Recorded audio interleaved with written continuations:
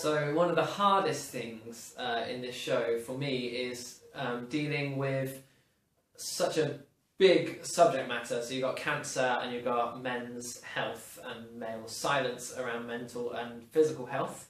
And because these are huge universal issues, but they're totally sold on a domestic landscape in this play, I'm really trying to avoid cliched moments that you might see in films and TV and stuff, and I'm trying to desperately keep this play as true as I can, as clear and clean as I can to the specific characters and stories that James has written, which is quite tricky when, you know, in the media and stuff you see some quite cliched moments.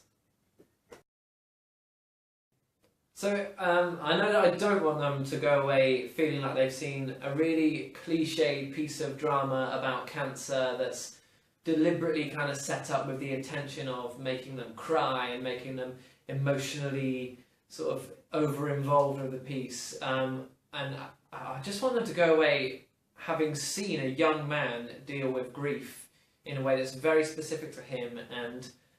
the way that he deals with it because he's a young man and the experiences he's had and the sort of masculinity that he's also contending with, that gives the audience a bit of food for thought, I suppose, about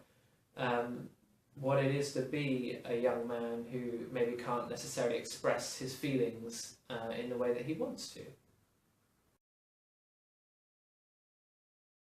So in Beetles from the West, James has written this amazing piece that jumps between a small domestic room to these wildly visceral monologues, which are so much more of an expression of language, but an expression of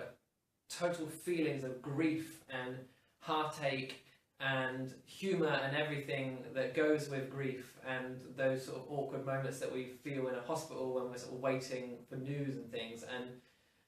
so it's the joint between realist domestic work and kind of surreal abstract.